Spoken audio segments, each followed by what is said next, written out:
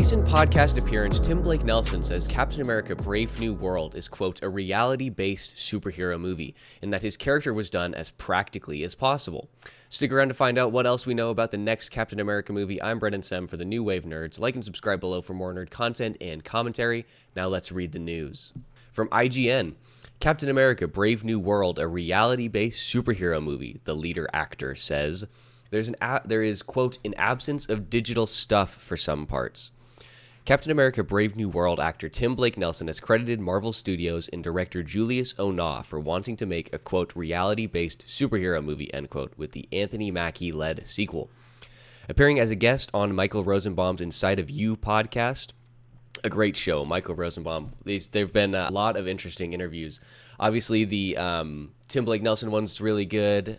He did one recently with John Rhys Davies. There's one with Nicholas Hoult where they talk a lot about Lex Luthor. And since Michael Rosenbaum played him in Smallville, there's a lot of a really fun back and forth there. So a good show. Definitely check it out. Appearing as a guest, Nelson, who is reprising his Incredible Hulk role as Samuel Stearns, a.k.a. the leader, in the fourth Captain America film, teased a more grounded superhero outing, which also tied in with them taking a practical approach with the creation of his character. Quote, I'm very happy about Brave New World. It's a wonderfully directed movie by Julius Onah. I can tell you about my character that we did everything we could, and this was entirely supported by Marvel. And I'm so grateful to Kevin Feige and producer Nate Moore for supporting this. They were on board 100% to do the character as practically as possible with an absence of digital stuff. I really credit Marvel and also Julius Onah for wanting to make a very much reality-based superhero movie, as oxymoronic as that sounds. In terms of our approach to the leader, that's really where we went, and I was really gratified to do it that way. So this is something that sounds very good to me. This is further increases my level of hype for this upcoming Captain America film. Again, I always have to preface this at the beginning. A couple months ago, even last year when this was first announced, I was pretty hard on this movie, but the more stuff we see out of it, the more excited I'm getting. And this statement from... what's his name again? Tim Blake Nelson? I just said it like 3 times. Yeah, Tim Blake Nelson. This statement from him, it just fills me with even more hope. We here at the New Wave Nerds have constantly railed against the reliance on CGI in modern films and how it's sort of... Well, it means you can make these incredible showcases. It often leads to a level of distancing from the world, from the viewpoint of the viewer. Especially in relation with, like, we talk about Ant-Man and the Wasp Quantumania. Rebel Moon Part 1 was the one we watched. I don't think we've talked about it in relation to any other films recently, but... let's just talk about Ant-Man because it's still Marvel. While I respect that they went for this out of this world, over the top, very foreign, sort of very wild CGI domain, I respect the idea and the gall and the balls to really go for that. I don't think the execution was there because there was so much CGI that it just took me personally out of the world. I couldn't get engrossed in the film because I was too busy paying attention to the fact that, oh, this looks weird, or, X, Y, or Z reason. If you want, go and listen to our review of Ant-Man and the Wasp. When did that come out? Like a year and a half ago? So that's a podcast exclusive, available only on the RSS feeds. We definitely had some choice words to say. But I'm very excited to hear this about Tim Blake Nelson. We've talked before about how there's a little bit of reservation when it comes to Anthony Mackie's Captain America. Not necessarily because I don't like him. I mean, I thought he did pretty good in... he was great in Winter Soldier. Civil War, another incredible performance. In The Falcon and the Winter Soldier, I thought he was okay. Actually, I thought he was pretty good. I suppose my complaint with that series isn't necessarily with him or with Sebastian Stan. It's more with the series as a whole. So I like Anthony Mackie. I've never really seen him as a lead man. I've never seen him star in exclusively lead a film. So I'm a little bit nervous about that. I don't know if he quite has the draw, but I'm very excited. I think this is going to be really good. I want to get back to the article here. Let's see. Kevin Feige and Anthony Mackie debuted the first footage from Captain America Brave New World at Cinemacon 2024, but plot details are still largely under wraps. However, the story will explore, quote, what makes somebody Captain America, end quote, while tapping into Sam Wilson's underdog status as he takes on the titular mantle. Captain America Brave New World will arrive in theaters February 14, 2025 as part of the next wave of Marvel movies after Deadpool and Wolverine, which is the only MCU release on Disney's slate this year. February 14, so just under a year. One thing I am a little bit confused about is that they mention in the article here that this film is going to focus and explore what makes somebody Captain America. What's a little bit weird to me, I suppose, is just that I sort of thought like that's what the Falcon and the Winter Soldier was kind of about. Like, obviously, on a more specific scale, on a smaller scope, it was about, Anthony Mackie's Sam Wilson learning to accept the mantle as Captain America, right? To see if he could be the man. But on a broader level, I feel like that show really sort of addressed what in this universe, at least, what makes somebody Captain America. I mean, that's what we got with U.S. Agent. We explored that a little bit with Isaiah Bradley, right? And then with Sebastian Stan. No, never mind. That's in the comics. Sorry. But I mean, I feel like that show has sort of already did this. It sort of already explored what it does to make someone Captain America. I feel like from this movie, it shouldn't be exploring what makes somebody Captain America. It should be what makes Sam Wilson Captain America, right? Which is they're different questions.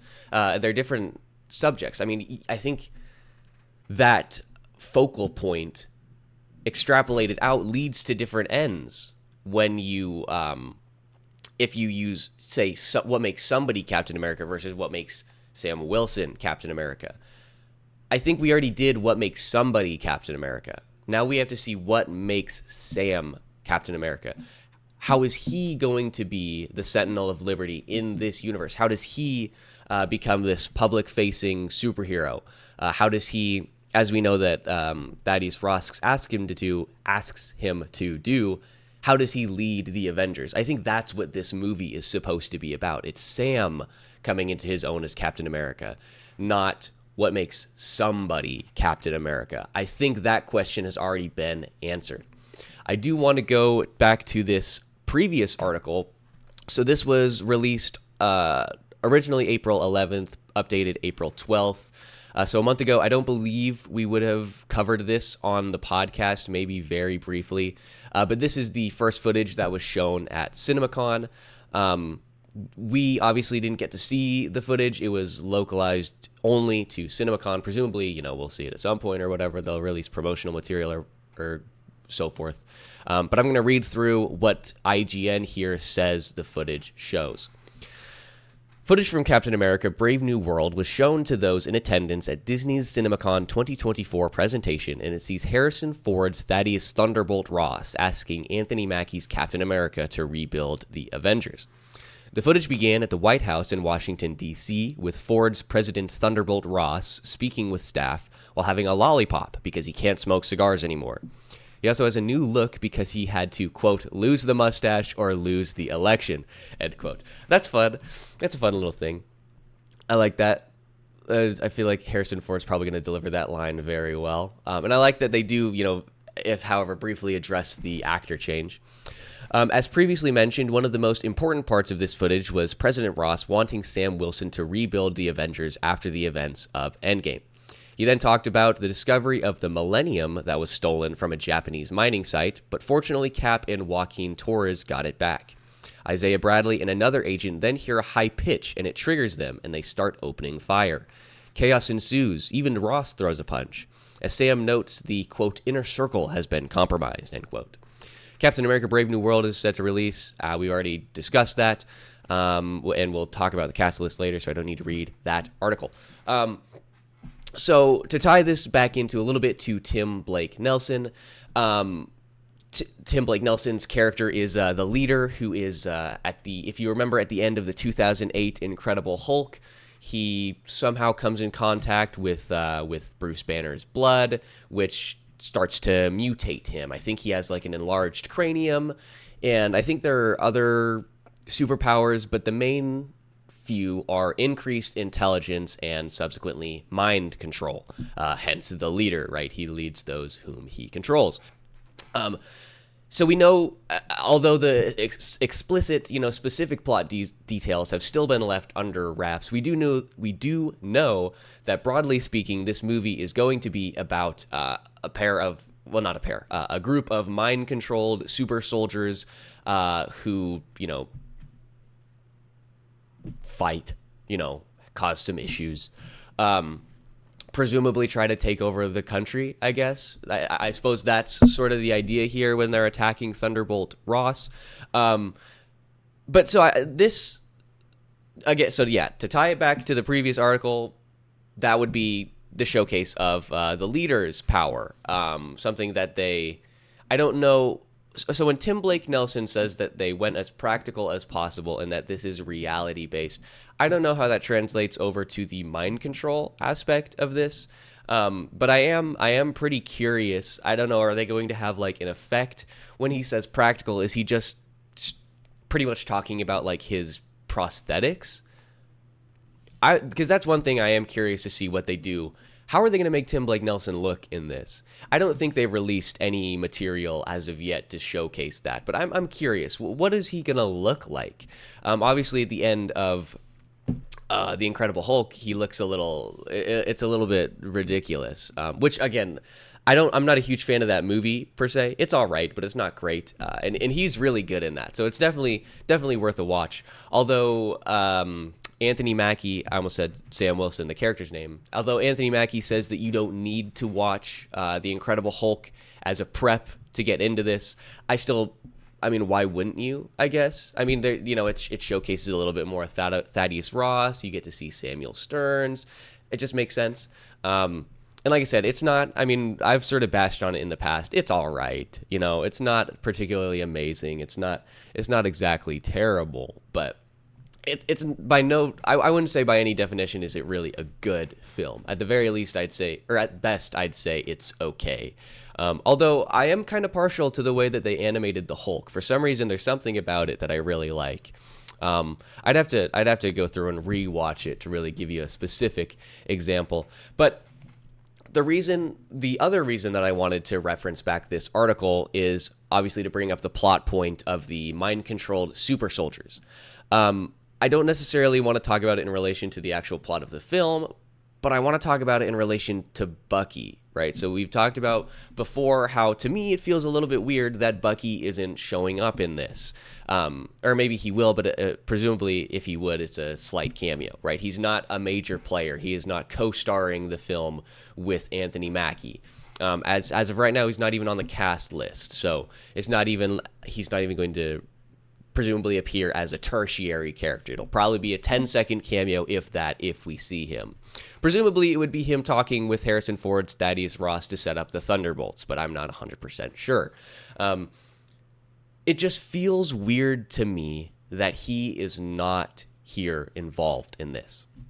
This is the logical continuation of Bucky Barnes' individual story arc. It's obviously... his whole thing, everything we've seen of him has revolved around super soldiers. From Winter Soldier up until Falcon and the Winter Soldier. It's all about super soldiers and the super soldier serum and the unjustified use of such. And furthermore, this movie is all about mind control. It's about taking away the free will of Isaiah Bradley, of whoever this other agent is, of anybody whom Samuel Stearns, the leader, anybody whom he mind controls. The entire thing is all about the lack of free will, which further ties into Bucky Barnes' story, right? Because his entire thing, again, from Winter Soldier to Civil War to the Falcon and the Winter Soldier, it's all about him trying to break free of this mind control so that he can be himself and to atone for these sins and for the murder and death that he caused while he was mind controlled under the direction of the, I don't know if they explicitly state it, but I guess it's the KGB. I don't know. I don't know. It's weird to me that they're not choosing to do this. And I mean, his personal arc specifically in The Falcon and the Winter Soldier was all about him making amends, right? It was all about him seeking atonement again for these sins and these terrible acts that he committed while he was under mind control, under the influence of the Russians. And so, I mean, it would be an interesting character study, in my opinion, at least, for him to go through this and for him to, what am I trying to say? To use this as a mechanism for him to atone for these atrocities, right? And I don't know, this is just, it's a bit of a weird choice to me. And I guess maybe this makes most sense, having it be a Captain America storyline. But I feel like this could be really well done as the main villain of the Thunderbolts. I mean, I think it makes sense. Also, it's a little bit more reasonable, right? Because presumably there's a group of mind-controlled super soldiers. How is Captain America Sam Wilson going to fight these guys? We know there's going to be some other superheroes that make appearances in this film, which we'll get to in a little bit, but Sam himself is not a super soldier, right? I mean, and that's the point of Falcon and the Winter Soldier, is that he decides not to take the serum. And granted, I mean, ultimately, obviously, he succeeds in that as well, so we know that he has presumably the chops to fight these super soldiers.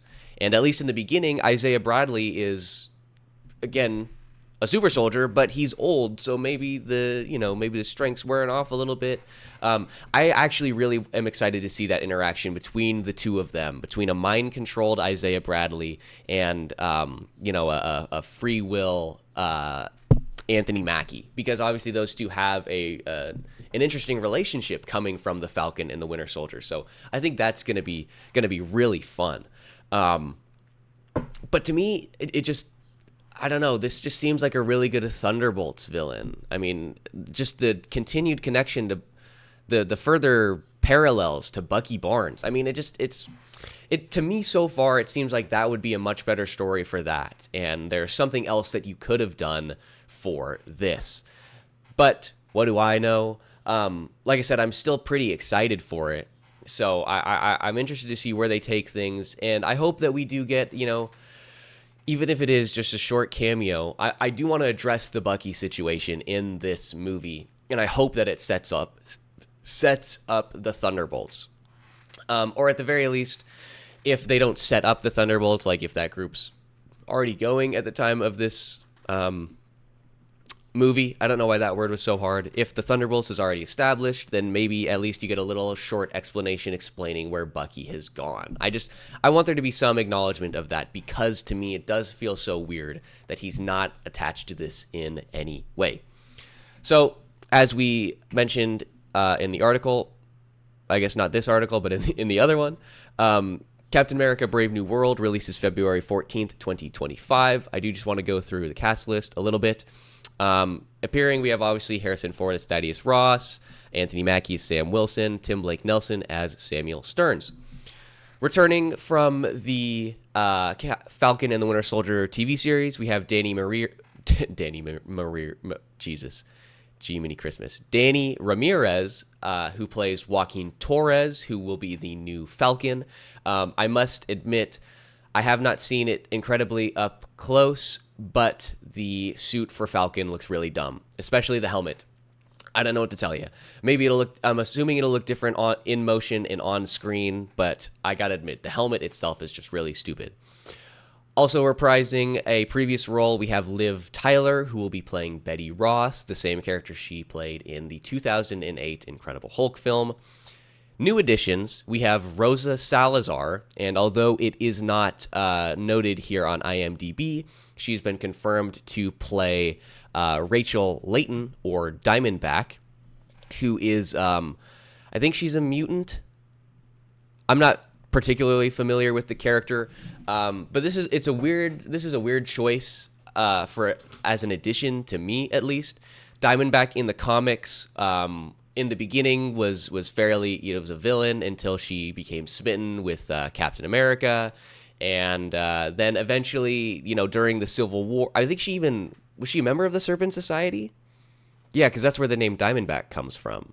Yeah, so she was a member of the Serpent Society, which is a villain group of villains, believe it or not, whose names all are, vaguely related to like reptiles and stuff. There's Diamondback and Constrictor, and I can't think of any of the others, but I know that there's at least 4 of them. Furthermore, so she joins the Serpent Society, and then there's some stuff. Like I said, I don't know too much. I've only done some preliminary research, so it's a very weird character, in my opinion, to add. During the Civil War event in the comics, she, joins up with the Secret Avengers, although at one point she does become one of the 140 some odd people registered and begins to work with the Initiative. So it's a little bit weird. I don't know how they're going to really tie all of these things together. I know that she's got some work with S.H.I.E.L.D., but I'm not 100% sure. So that's Rosa Salazar playing Diamondback. I'm glad to see more random niche characters from the comics make their appearance on screen. That's always good to me. Notably, we also have Shira Haas playing the character of Sabra. And although... Oh, geez, sorry, I'm jumping around all over the place. Although on IMDb it does say Sabra, I think in the film there's some promotional material that suggests they are not going to be referring to her as Sabra due to some controversy, I guess. So Sabra, I guess I could go back to the IMDb or the Marvel fandom page. Here's a picture of her now. I wanted to find a picture of her old suit, but I guess Marvel fandom isn't going to show it very easily. She's a weird character. Here we go. Ruth Bat Seraph is a mutant born in Jerusalem, and she is the first mutant to be, recruited into Mossad, which is Israeli Secret Service. And so, there's a bit of a backlash, a bit of a hootenanny, tussle, if you will, over the incorporation of this character, because of course there's always got to be, somebody's got to cause a fuss. Like I said, obviously we showed her previous costume was very, how do I put this, very Israel-centric. And so that has caused the consternation of a lot of the pro-Palestinian activists and agitators who've reached out. And I believe I have an article here from Bounding Into Comics. Captain America Brave New World toy leak suggests Marvel film to avoid referring to Jewish superhero Sabra by her Hebrew codename. So this down the article is the fast food spoiler, I guess. So this is in presumably Brazil. I guess I don't know exactly where, but I think this is Brazil. What do they speak there? Portuguese? I'm not 100% sure. But here we've got, it's showing all of the toys. We obviously got Sam Wilson's Captain America, which notably he does have wings. There was some question of that because in the one image they released, there's no wings, but he will have them apparently. Captain America, there's Red Wing kind of covered by the play symbol, but he's there. So Captain America going to continue. Or no, actually, that was stupid. Sorry, because we have got the Falcon. So here's Joaquin Torres as Falcon. Presumably, I guess he'll be piloting Red Wing. Like I said, I mean, I'm not necessarily, any material we've seen of him has been from pretty far away, so it's hard to tell. But I think I like the design of the actual suit and the wings. It's just the helmet that looks really stupid to me. We have here Diamondback, played by Rosa Salazar, and the Red Hulk here. And then we have Ruth. So this would be what they refer to in the article, or in the headline of this. Sabra's real name, obviously, from Marvel fandom, is Ruth Bat Seraph. And so, presumably, the implication of this spoiler of this material is that Ruth will, in fact, not be going by the Hebrew word, which is her code name, Sabra. She will be going by her first name. I think I mean, I don't. I think that's it. Whatever. I mean, obviously they can make their own choices. I'm not really particularly invested in this character either way. I think it's stupid not to use a superhero name, just because it's her superhero name. Like, I mean, she's a secret agent. You're not just gonna call her Ruth, you know? Hey, Ruth, go assassinate this gentleman. No, I don't know. I mean, I guess.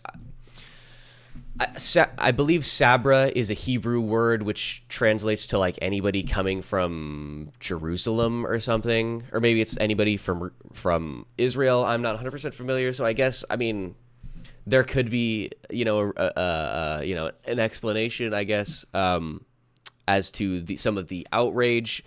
I believe the complaint by the people who are irritated by the introduction inclusion of Sabra is because just by the fact that she's there, by the fact that this character exists in this world, they being the activists here, view it as support, as what am I trying to say here?